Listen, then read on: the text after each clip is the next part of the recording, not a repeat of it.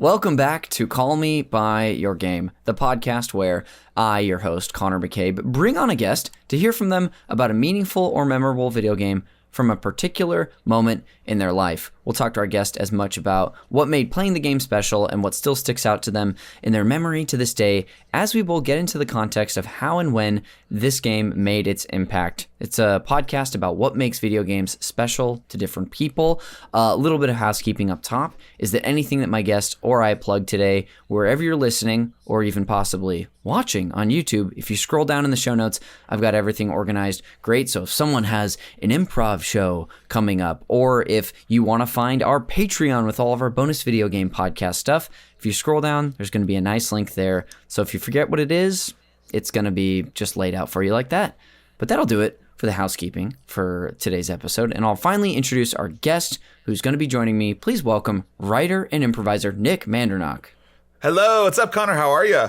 I'm doing so great. Thank you for taking the time to do this. I see you know, for the video viewers at home, people can see you're trying your best to get whatever sunlight you can in there. Because it's a gloomy day here in Los Angeles. We have a gloomy day. Let me see. Maybe I can even get a little. Oh, look at that. How's that? I've got similar shutters at my place, and I'm kind of like hit. This is the context I'm sure you wanted.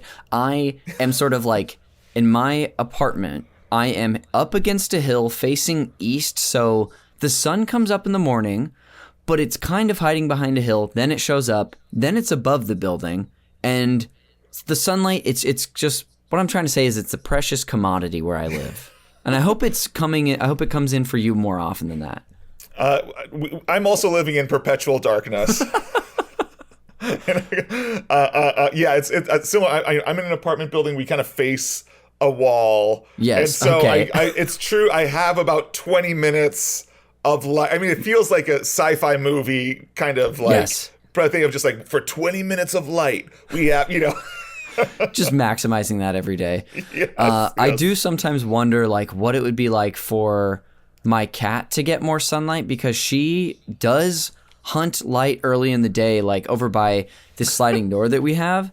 And so I just know, I think she's a happy cat. I think she would be at least 30% happier if there was more sun for us.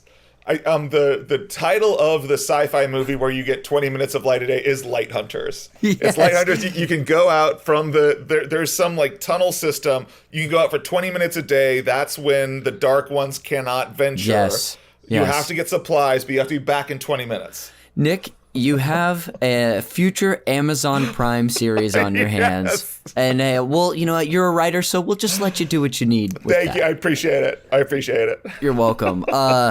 All that, the banter aside, dude, again, thanks for being here. I'm so glad to have you on today. You and I know each other through the Los Angeles improv community here mostly through, at least for the two of us, the UCB sort of sect of that.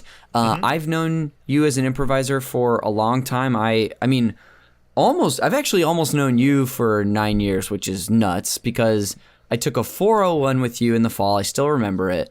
With a couple of my good buddies. It was fall of 2016, I believe. And but I knew you before that because I had seen you perform a ton, mostly on Herald Night at the time. And you maybe your team had maybe even graduated by that point. Were you already graduated by 2016 from Herald? Let me see. So that sounds. I mean, it was right around then. Yeah. I think it was like very close in that era. So that might have been the edge, or we might have moved off. Like just recently. I kind of want to say we were still on Herald Night. Maybe it was like maybe our last season on Herald Night. Yeah. Yes. Okay, that makes sense. But yeah, that was. I just remember. I wasn't familiar with you personally, but was a huge fan of you and your team. JV for me.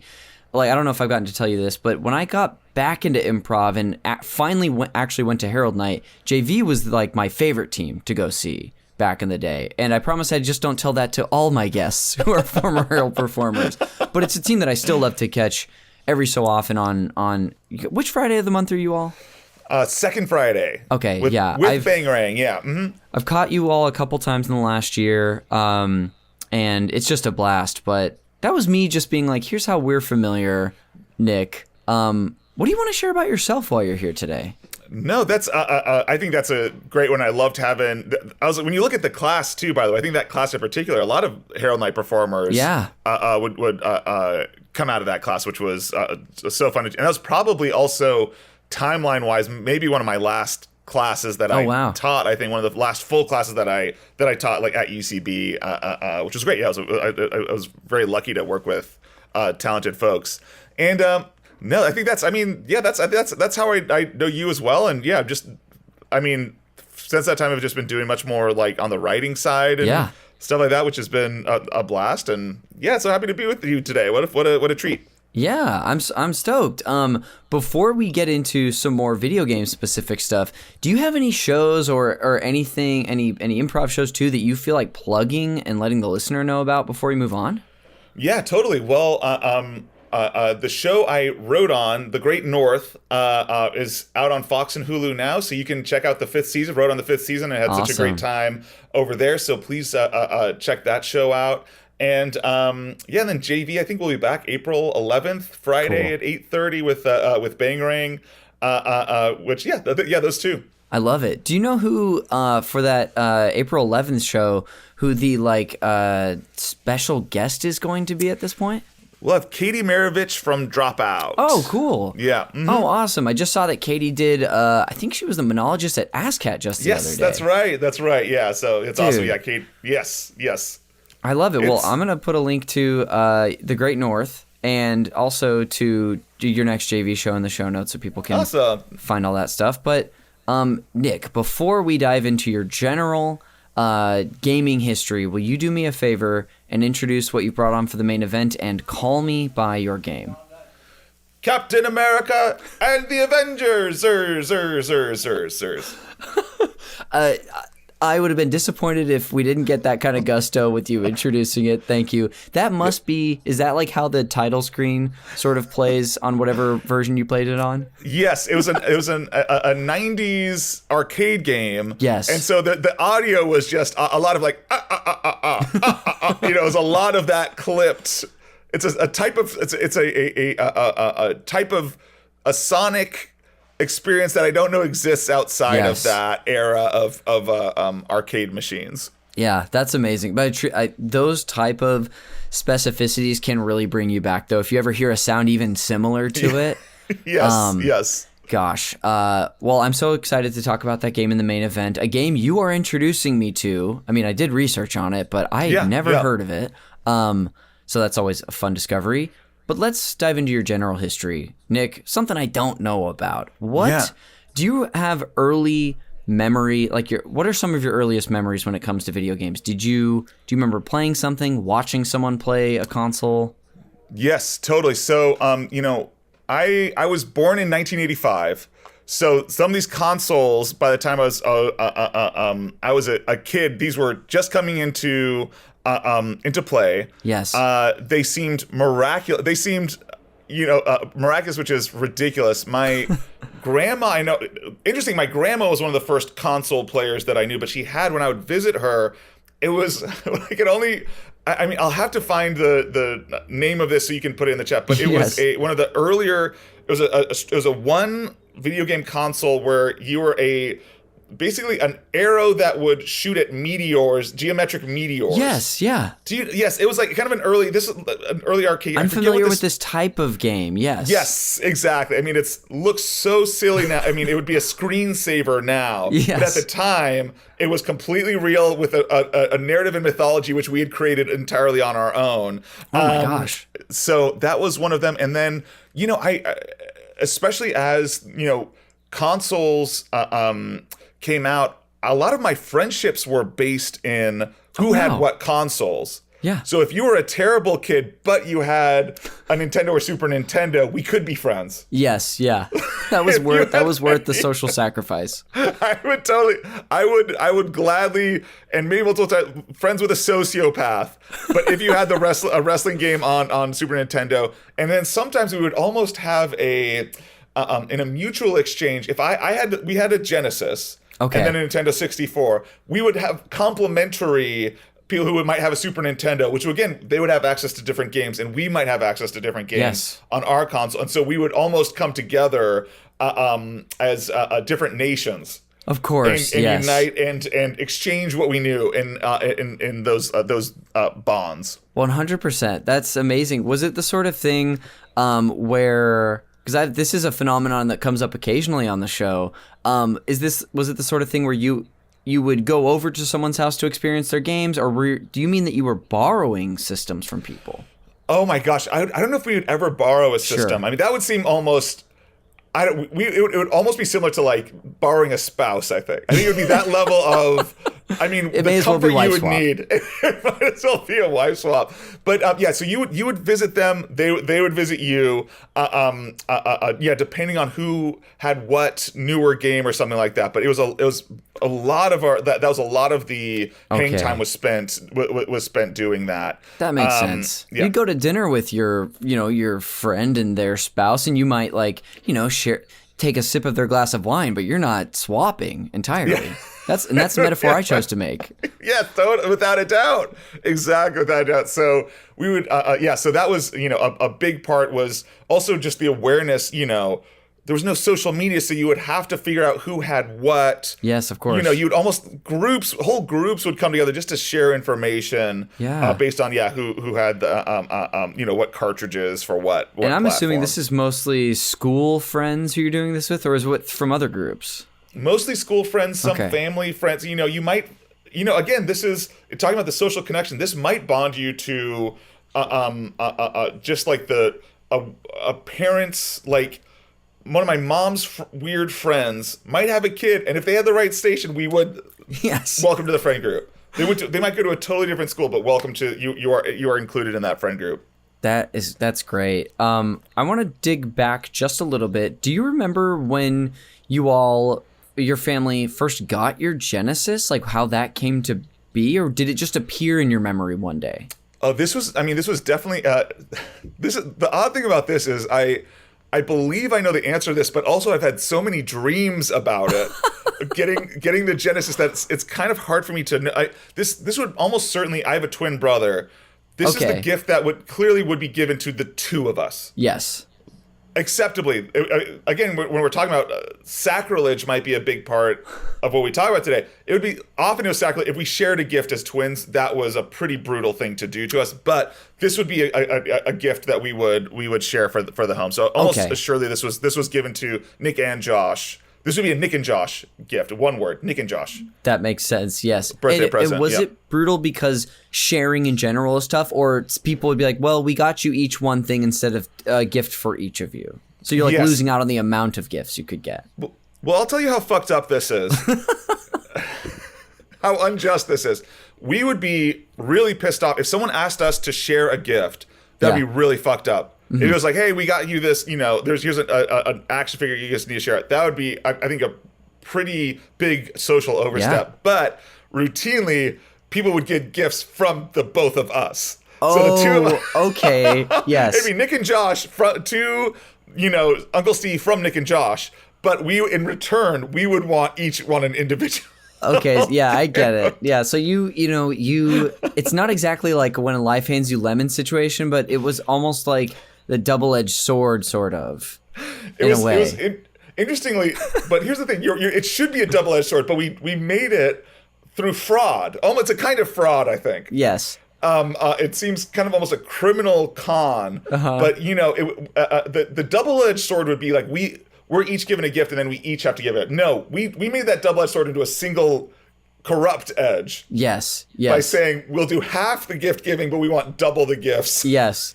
I love that you had the chance to come clean on that. Because if we wouldn't have, if we would stop digging on this topic, that wouldn't have come up. So congrats. So I'm proud of you for coming clean. Thank you. Yes, it is a twin con. Yes. That I think is pulled. But yeah, if I had twin nieces or something like that, I would confront them about them. Be like, hey, you can have it either way. Yeah. I can give you one gift and you give me one gift, or each of you will give me a different piece of macaroni art. Yes.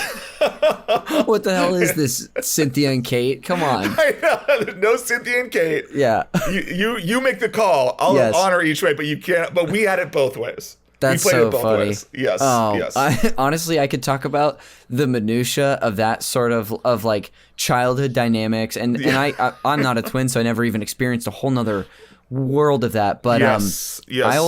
I'll circle us back a little bit, but thanks for indulging me on that. Yeah.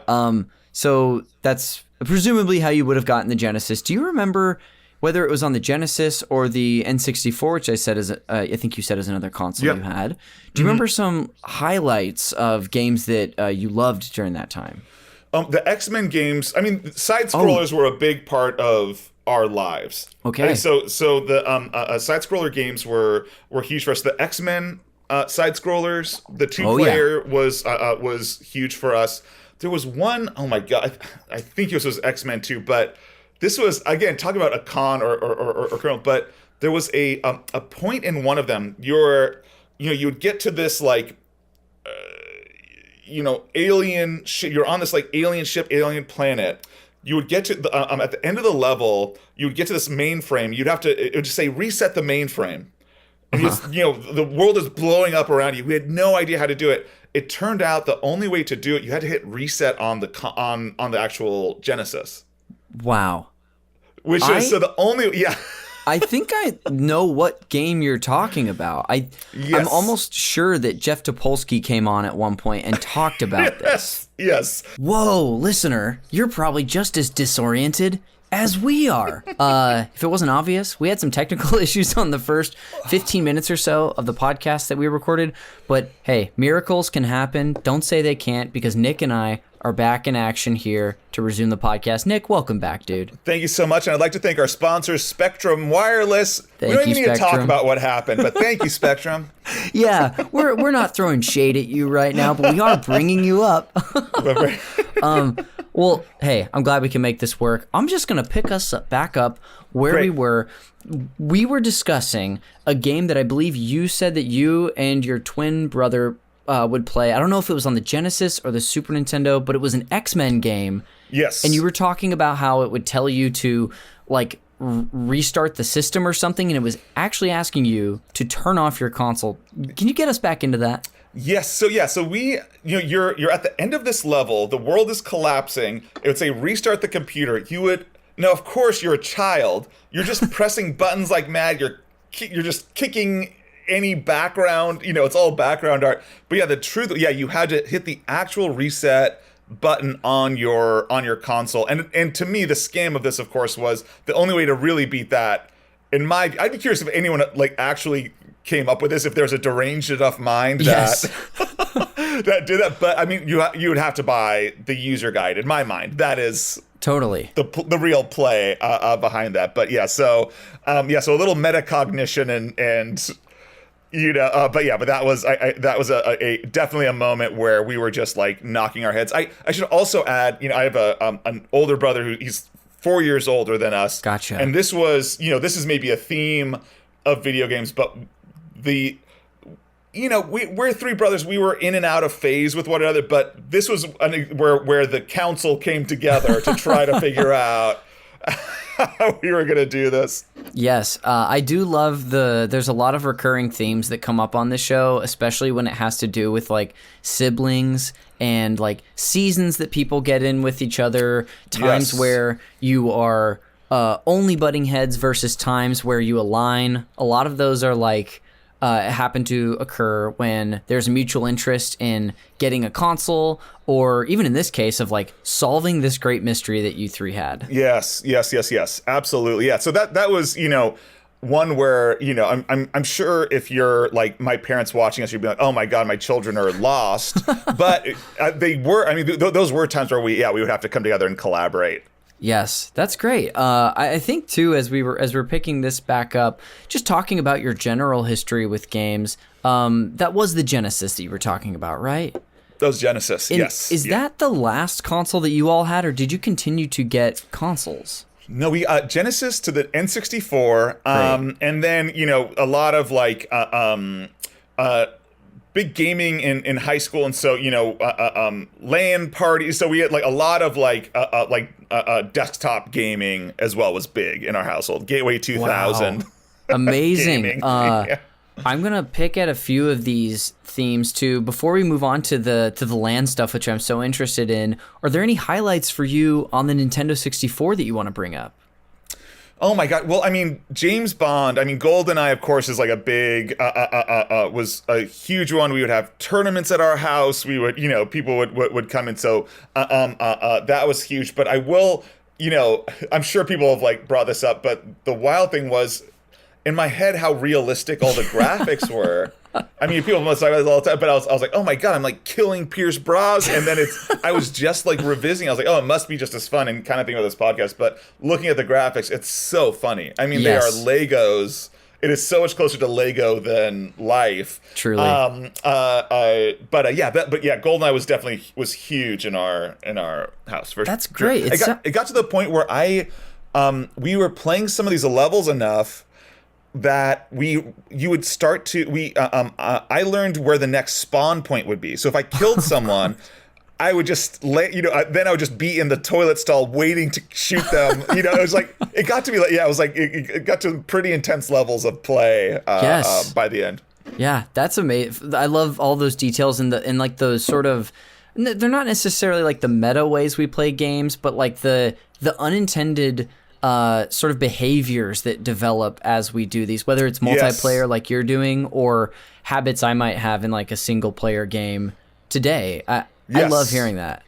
There was a certain like ethical issue, which was, you had a split screen. Obviously, you have like 4 controllers on one console, so you would have a split screen. But the question was it ethical to look at the other person's screen, half of the screen, yes. as if you could not? I mean, it's kind of a funny, like, it was a huge accusation in the house. Yeah. That you were screen looking. Yes. Where people were, but like, it's almost absurd to think like, what are you asking me to block off? But if you were, I mean, it would be so emotionally denied. Yes. I never, it's like, how can you, it's like staring at you in the face, but you would just be like, I am screen looking. That was, we would call it screen looking. I was like, yes. And just the trials that would happen. Gosh, put me on the stand. I am 12 and I will go to the grave saying I never screen looked. I love seeing, have you ever seen images? I've seen images on the internet of like,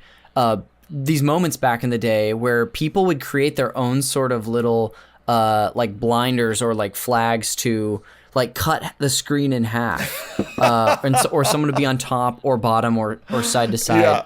And so it just reminds me of this whole dilemma that you're discussing. Yeah, it's a funny thing. Like what do you actually? Like you're saying, you would need a physical blinder, or else just the amount of almost monk-like willpower to half blind yourself. Yes. Yeah, I'm actually distorting my vision. That's not right down the barrel. So I don't even know if you're playing the game still. So I'm like damaging my retinas in order to. I don't even know how one would not. Yes. I would not do it. But yes, but huge issue. That movie, as I made us sort of step back into the N64 and then hearing about LAN parties, it was your house sort of like a hub for you, your brothers, and your friends to do these sort of group gaming? We would go from house to house. We would definitely go from house to house to for some of this, and you could kind of get people to your house, but you would have to upgrade your living room somehow, right? Someone might get a big TV upgrade. We're like, well, fuck, I have to get a ride now.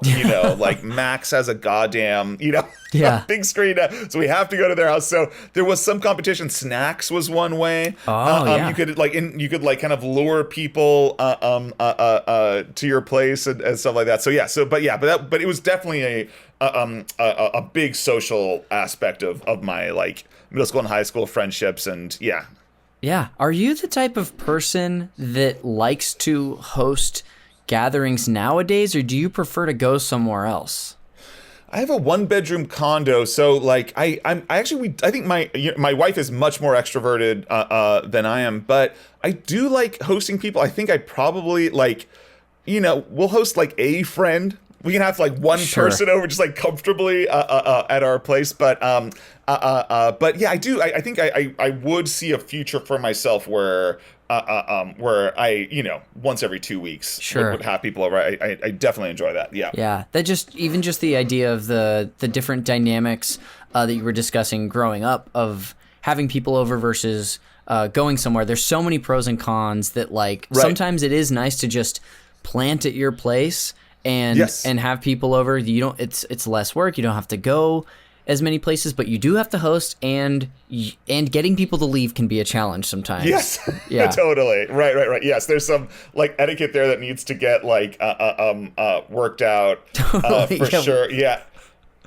But yeah, but it was also, it's funny, like those, like the friends' parents who kind of become, all like kind of like this like extended family and stuff like that. But yeah, a lot of, I was like, oh yeah, the people who were closest to, like I said, whoever had the biggest like screen, those were suddenly my closest relatives. Yes. Like whatever family had, I just I just knew them better, stuff like that. So yeah, there's always like the little 10 minutes of, and I didn't realize how important it was to the moms of my friends, that little like 5 to 10 minute catch up before we would start playing, GoldenEye or whatever. But yeah, how important it was to them, I would not understand until later in life. Totally. Yeah. I feel like there are a lot of those sort of moments that we're now growing to understand more in our adult life, and especially you as a parent, just things that are illuminated now.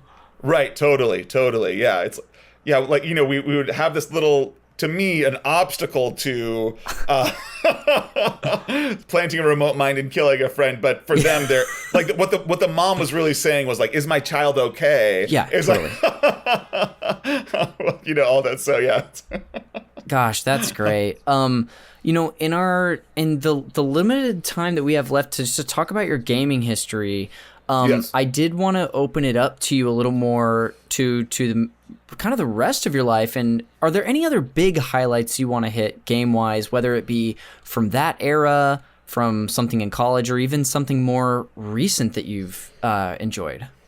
I was just telling a friend a story. When I was in college, I was a psychology major, and I worked with a nonprofit. So I was just laughing just a moment, which was I was, I probably would have been like 20 years old, and I remember logging out of Diablo 2, frustrated, and then going to do a parent training for a child with like pretty significant but it was just such a funny, I remember just the contrast between wiping my eyes from like bleary-eyed from playing this like paladin class, and then going and like telling someone how to parent was maybe one of the biggest, most jarring, like from one location to the next, just like that shift in perspective was hilarious. But I was like, who could possibly be less qualified than me? Funny. That does feel like the closest thing we might have to like a Severance type moment. Yes, is you sort of logging out of the hellscape that is Diablo 2 and going to talk to a parent. This is what you've got to do. Now listen, we've got to stay. Yes, that's such a funny juxtaposition. More modern day stuff. Do you play video games now? What was the last game that you maybe played by yourself or even with a friend? StarCraft 2. Oh, nice. Was the last one. So this was a long time. This would date it. So I mean, I love video games to the point where I've had to stop just cold turkey. I had to like stop doing that. No consoles. I don't have any on any of my devices. But I realized for me, it just like, I get so into them, I lose track of time. I'll be like, oh, it's probably like 11 p.m. and it's 5 a.m. Yeah. I'm working like that. So I found, to me, and I realized, I'm a writer. One of my big creative things is like I need to, when I'm working on stuff, I need to be able to dream about it or something. Oh, yeah. I'll like wake up and I'll just be like, okay, cool. This is this project I've been working on.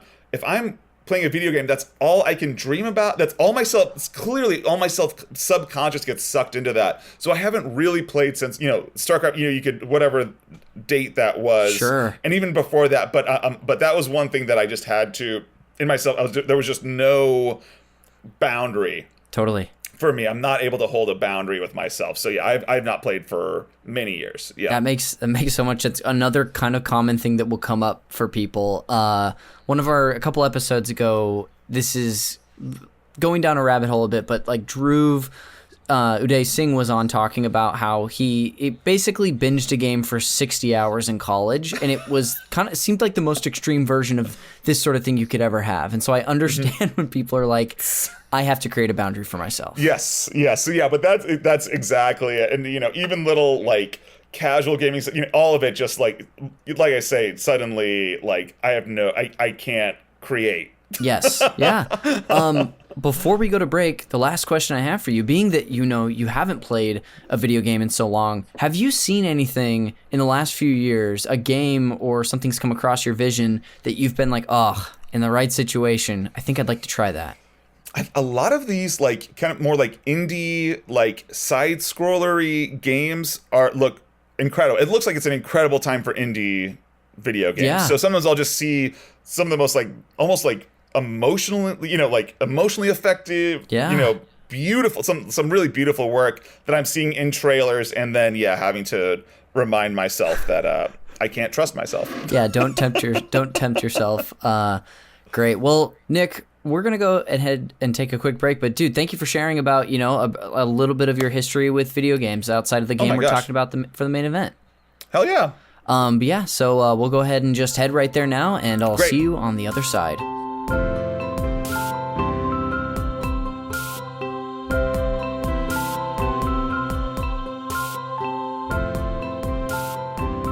Welcome back to Call Me By Your Game. Connor McCabe here, back with Nick Mandernach to finally get into the main event. Nick, welcome back.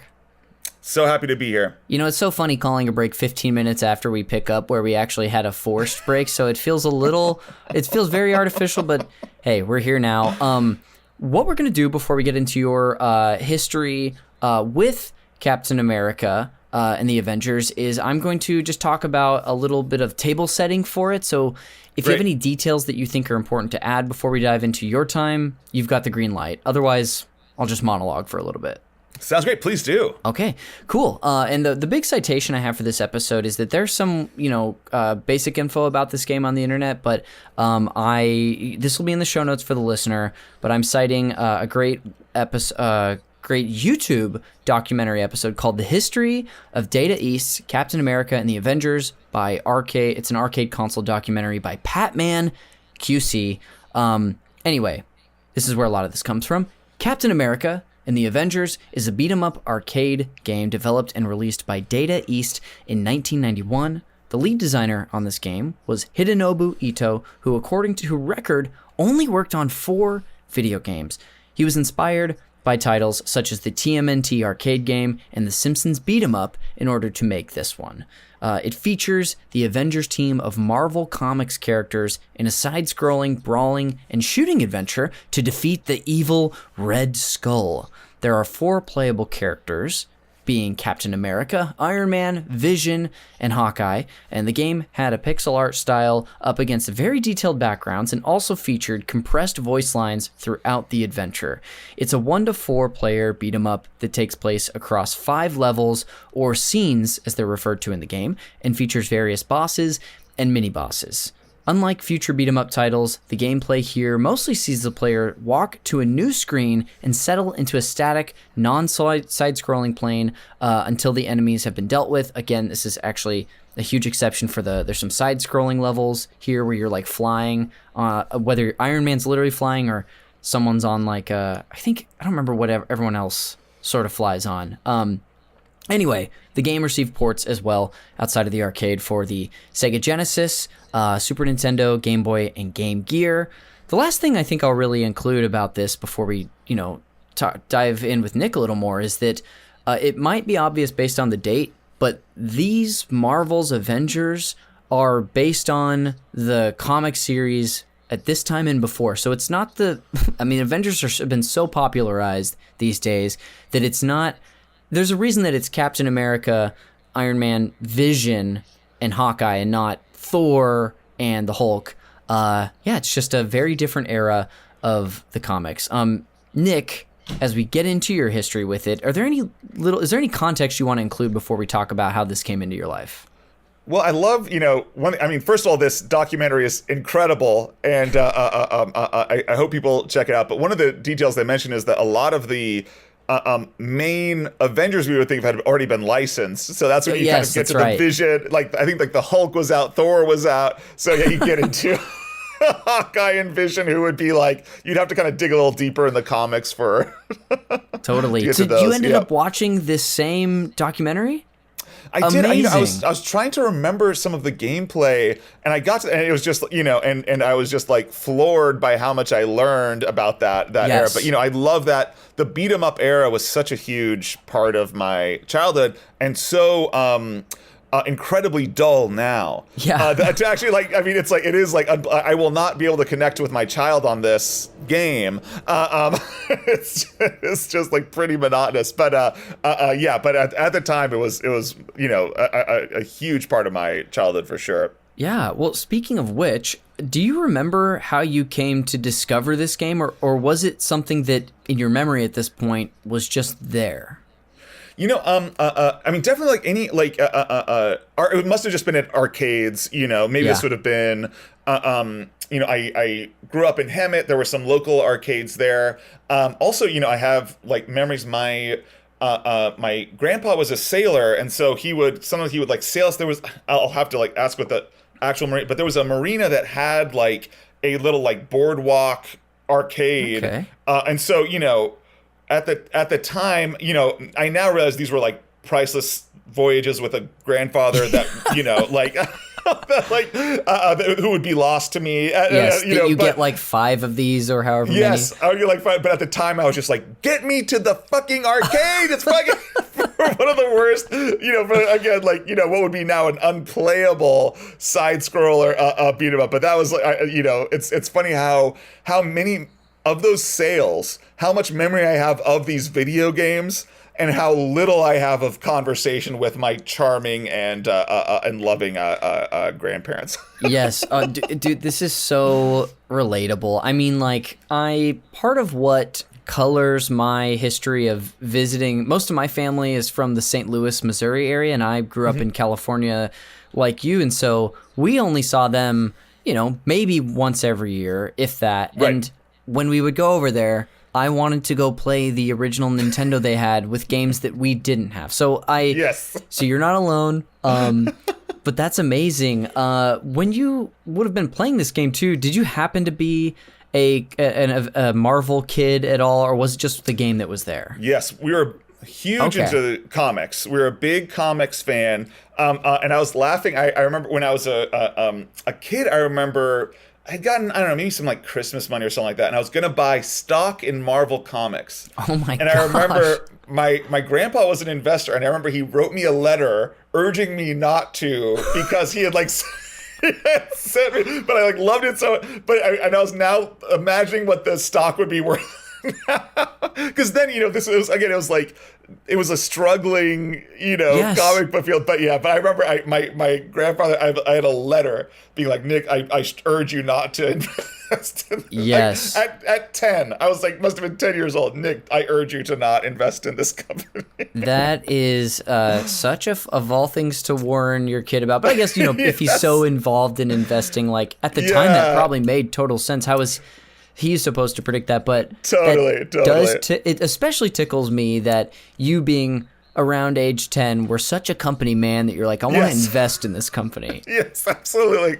I mean, you can see again, like we kind of like get this like, I don't, this hyper focus. I think I often had in these interests where again it would just get to the point where it's like, not only do I love these comic books, okay, I need to be a part owner of this. Yes, jumping the like, hey, maybe I'll get an additional comic or an action figure I don't have to straight to, put me on the board. Yes, I want to be on the investor calls. Yes. That is one of the funniest details we've had in a while. It really tickles me. Well, when it comes to this game itself, what do you remember about it, or what sticks out to you, even if it was from like jogging your memory recently? Yeah, totally. I mean, well, I think this was an early, the three brothers, the three Mandernach boys, as I was saying with GoldenEye, this is one of the few times where we would all come together. Yes. We're coming together now. I mean, this was, I would say, probably the two bonding moments in our lifetimes have been like Captain America and the Avengers and the birth of my nieces.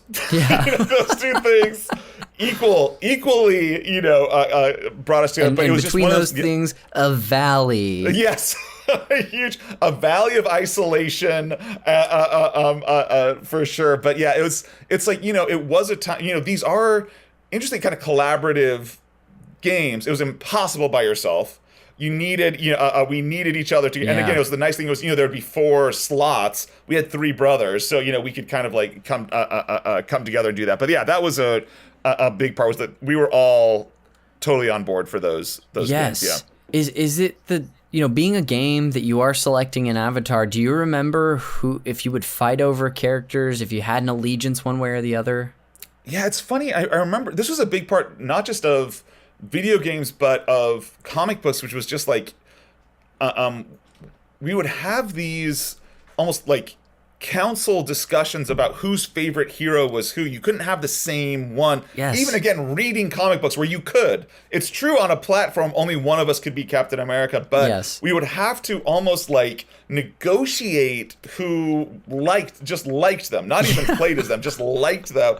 So it was kind of funny to trade and do that. But I was Captain America. Big get. And yes, my older brother, Nathan, would be Iron Man. He is now a rocket scientist. Okay, perfect. Is there a connection? I mean, I'll ask you, Connor. I'll ask you. You know what? I'm thinking absolutely. Yeah. Yeah. 1-to-1. It's obvious.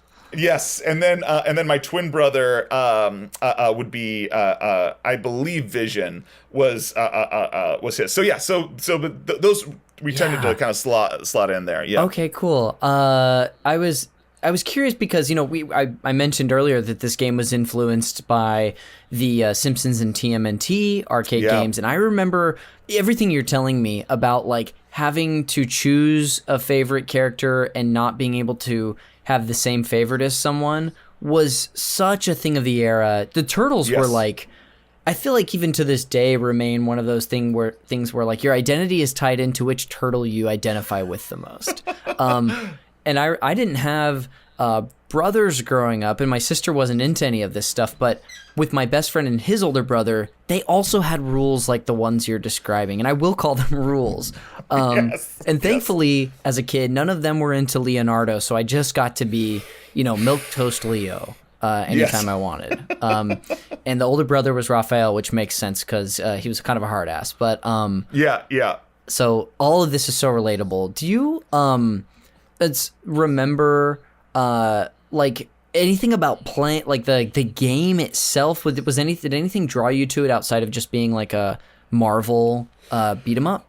No, they were right. I mean, in that, they were talking about the business calculation, which is like, oh, okay, these are huge. Like they were right. Yes. We just saw characters that we knew and we gravitated and gave them, hundreds of quarters and, so that was enough for us, definitely. But I'll say this, probably almost any side scroller beat 'em up we would have played.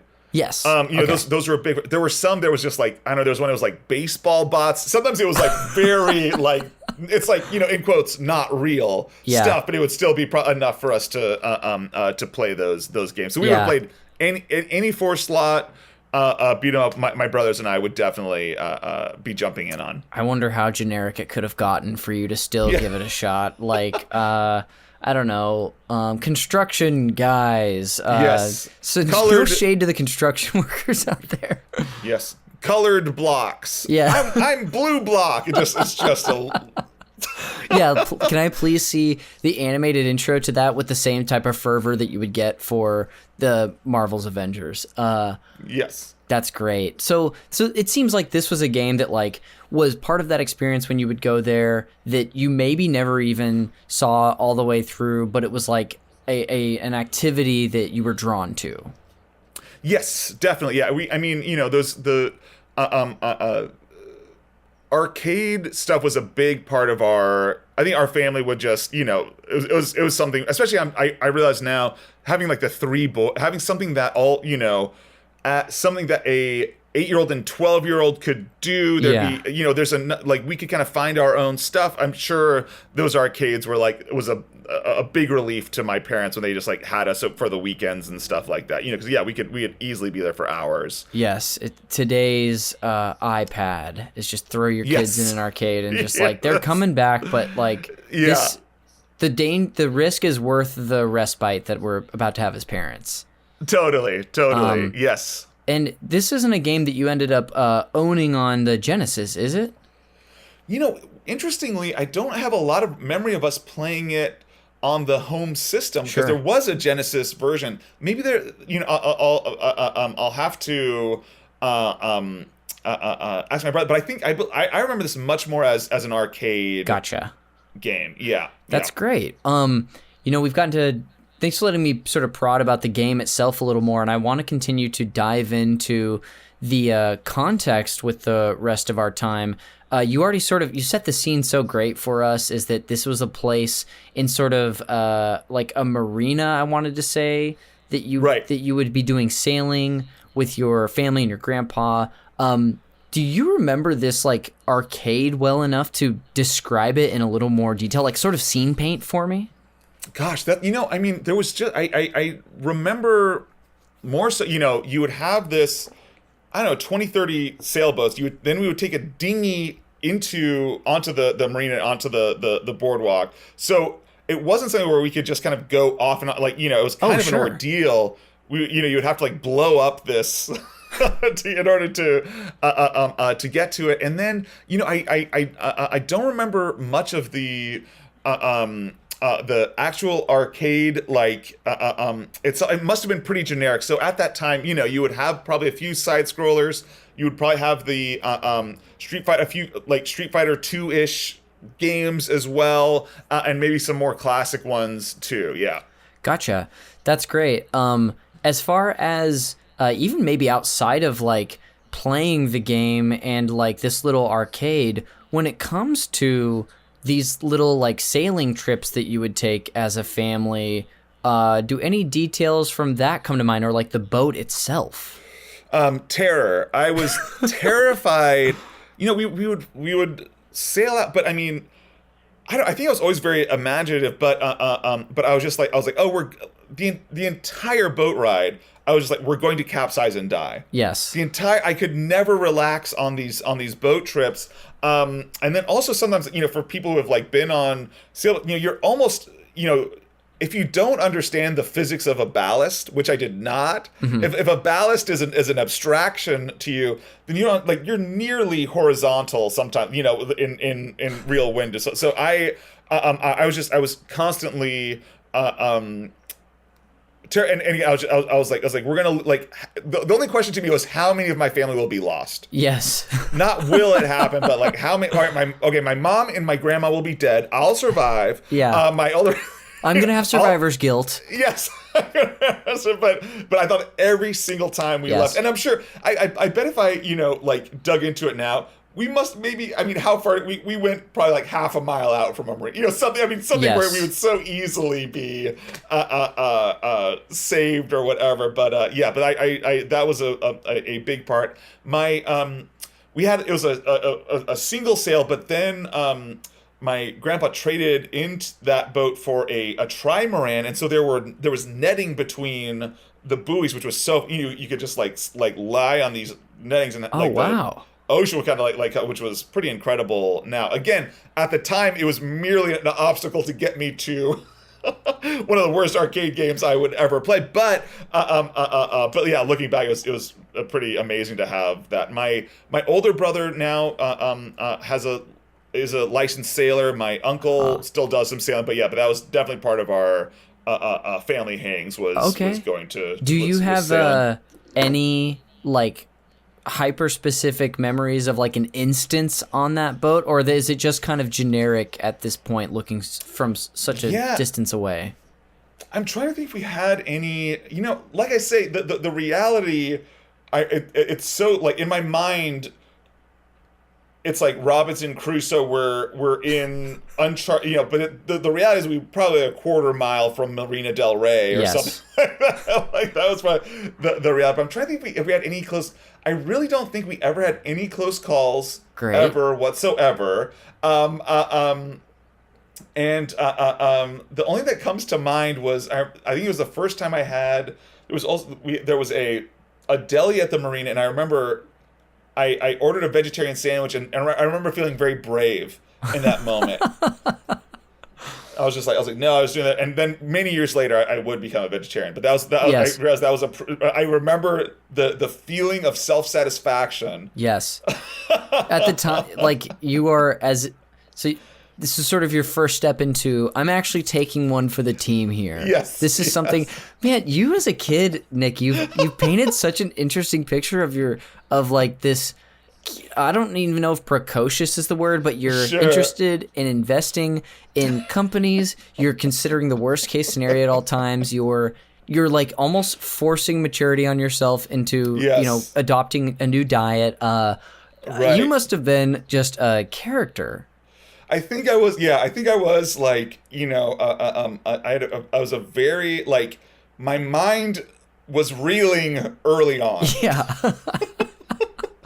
Early on, it was very clear to me in a way that I think like entertained people, but I was like, oh yeah, my mind the activity of my mind was very clear to me that this would be a superpower and source of suffering. Yes. It's very clear for me very early on. I mean, I don't need to draw any like not necessarily conclusions, but through lines to any of this, but like even just thinking about having watched you as a performer for so many years, like I've always, and I feel like I've heard other people just like talk about you in this way of such a like intelligent performer and with such an incredible writer brain too. And so I wonder if like those things that were plaguing you as a kid ultimately are strengths in these avenues that like you find yourself today.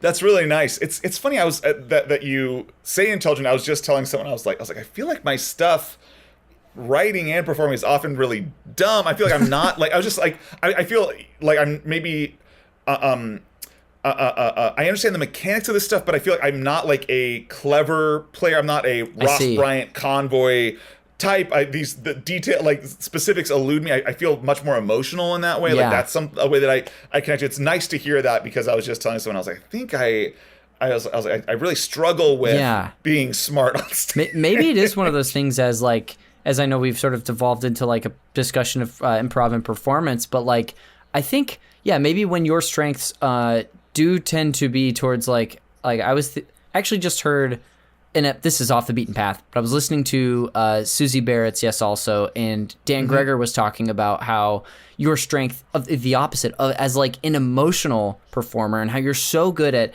grasping onto emotion and heightening that maybe because you're aware of that, like I feel like I can forget other strengths that I have too. This is me just being like, no, I'm right. You are a smart performer too. That's nice. Yes. Yeah, I do think it's true that it's nice to hear hear that from Gregor. But I think that that feelings-based thing, and that is something. It's interesting. In talking to you about this stuff, how often I remember the feeling so much more than sometimes the details and stuff like that of like terror at sea and self-satisfaction. I think often that like the emotional life of those moments is like I remember really clearly. And then I was also in terms of like imagining which one of my relatives would die at sea. I was like, oh, I hadn't really put this together, but I think in almost everything I do, it's just like I'm imagining.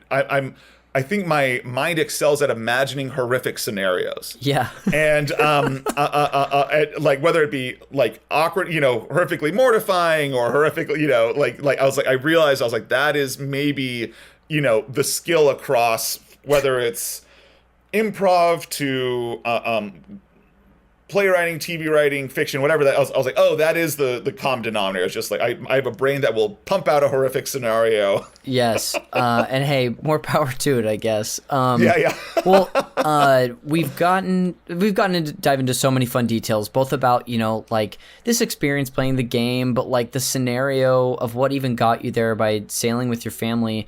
Before we wrap this discussion up, are there any details or feelings that you haven't gotten to bring up when it comes to playing this game or these trips out there that you wanted to today?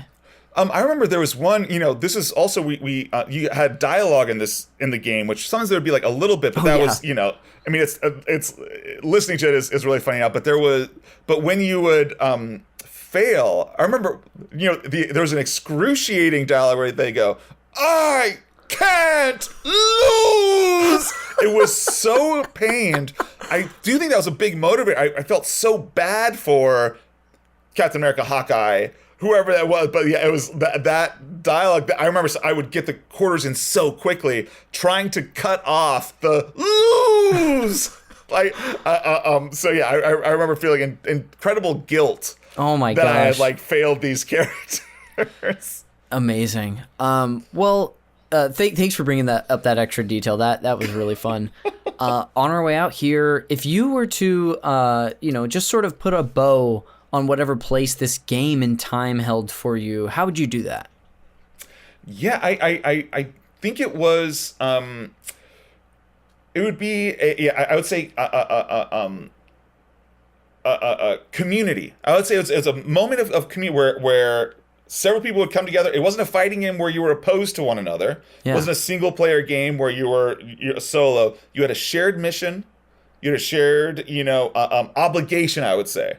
And shared stakes. So I think that was one of the first ones where I'm like, oh no, we're going to collectively achieve some moment. That would be a long theme and arc in my life to this day. Yeah, and heck, that even works for just like your family and your eyes surviving the boat rides and the little dinghy trips to get there.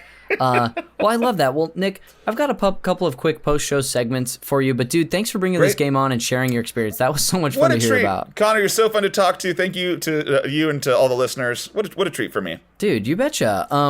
The last, the final two segments that I have, the first of which is the Fact Me by Your Game segment, and that's just where I'm going to share a couple of fun facts with you about the video game you brought on today. Love it. These are also borrowed from the documentary that I'm citing in the show notes, so you may actually have heard a couple of these already. Awesome. The first of which is that there is, I have this one titled Easter Eggheads, and that is that in the feature-length film Airheads from 1994, the arcade version of Captain America and the Avengers can be spotted in the background in a scene. So who I would have never guessed it, but it's in the background of that movie, so I guess that warrants a rewatch. And the second one is that there's an unrecognizable NES port. We were talking earlier in the context about how this game received ports to different consoles. The Genesis version was probably the closest to the arcade one that you were playing, but the NES version was apparently just unrecognizable. And the detail here is that this has not only the same name and it is presented as the same game, but it's completely different. Instead of being a side-scrolling beat-em-up, Captain America and the Avengers for the NES is an action platform adventure game, much more similar to like an old Mega Man, where you play as either Hawkeye or Captain America trying to save Iron Man and Vision from the Red Skull. So it is more just level-based with a lot more like climbing, platforming, swimming. A different game and apparently not well-received. I assume you've never touched this one? No, I'm just imagining how pissed off I would be if I had played the arcade game and then I bought this. Yes. Yes. I mean, it's maybe a type of fraud that we've only seen in like some of this like casual gaming ads, like yes. Like the. Oh yeah, on like for like mobile games or stuff like that. Yes, a mobile game level of fraud. And this used to happen all the time, like especially like a Game Boy port of a Super Nintendo game. Like some of them were miracles, most of them pretty rough. Anyway. Yeah. that's it for the Fact Me by Your Game segment. The final one of the show is the game recommendations. Now, Nick, this is my one forced tie-in to the movie Call Me By Your Name, where I'm going to treat Captain America and the Avengers like your passionate summer fling in Italy. So, in order to help you get over the eventual heartbreak, you are my Timmy Chalamet in this case. Thank you. You're welcome. Perfect casting on my part. I've got 3 potential new flings to help you get back out there. They've all got a little something in common with your game, but I'm just hopeful that you can turn a new leaf. Are you ready to be brave and get back out there? I'm ready. I love it. So the first of these 3 is that if you just want another legacy beat-em-up game that, like yours, had a little room to grow, I'll recommend TMNT, the arcade game. Of course, I think most people will probably remember Turtles in Time, which was the follow-up to the arcade game that is considered an all-timer. The arcade game, though, the original, is also amazing. Did you ever play this one, too? Oh, yeah. Yeah. Oh, yeah. Big TMNT heads over. Yes, without a doubt. Now, it's funny, I was just ragging on the NES port of Captain America and the Avengers. The NES port of this game actually rocks, and it's one that I had growing up. So there are good ones out there. Yes. The second game is that if you're just a Marvel head and you want a great Marvel game, but this time, Nick, you want to go solo, you want a single-player focus, I'll recommend The Incredible Hulk Ultimate Destruction, which was a game in like the mid-2000s that apparently was it was a complete surprise. I don't even think it's based on one of the movies. It's just the property. But hey, we got a Hulk game for you, especially if you're missing him in this game. And lastly, is if you happen to be a Data East loyalist. You're like, I love the company Data East. They're the best. They made this game. I'll play anything. Then I'll recommend, I think this was their first game. I mean, again, I'm realizing prepping for this episode like a month ago, my memory isn't as great. But I've got a game called Karate Champ, which was one of their first games that they ever made. I don't remember if it's a Street Fighter-like or what, but Nick, that's my final recommendation for you. Well, I'll say that, you've called me out because the real reason I haven't played a video game in so long is I'm a Data East loyalist. And I will only play Data East games. Well, hey. So I'm so glad to get this recommendation. I'm in. I just somehow knew that detail was going to do it. To wrap this up, I'll recount them. We've got TMNT, the arcade game, The Incredible Hulk, Ultimate Destruction, and finally, Karate Champ. That'll do it for this segment, and that'll bring us to the end of the show. So before we go and plug whatever we want on our way out, once again, Nick, thanks for taking the time to do this. This was a blast chatting with you. What a treat. Thanks, Connor. I appreciate it. Yeah, you bet. On your way out, is there a show or anything you want to plug for the listeners to find? Oh, yeah, The Great North on Hulu. Check it out. Hell yeah. Well, I guess I got an easy link to throw in there. I'll go ahead and just close this out with some plugs of my own. The cover art for Call Me By Your Game is done by Glenn J. You can find him and his other great work on the link to his Instagram in the show notes, along with the Great North link. The show is produced, edited, and the original music is by Jeremy Schmidt. You can thank him for his work that he puts into this podcast by listening to his show, Video Games, a Comedy Show, wherever you get your podcasts. You can follow this show all over social media on Instagram, Blue Sky, and YouTube. If you'd like to catch the video version every week, you can follow me on the same. And then lastly is if you like the conversations that I have with people about video games and you want more bonus video game podcasts, including a monthly version of this, where this year we're diving into indie games. Check me out. Check us out on Patreon at patreon.com/supernpcradio. There's a bunch of bonus stuff there, including the free tier, which is one way you can hop into our Discord. But that'll do it for another episode of Call Me By Your Game. We will see you on the next one.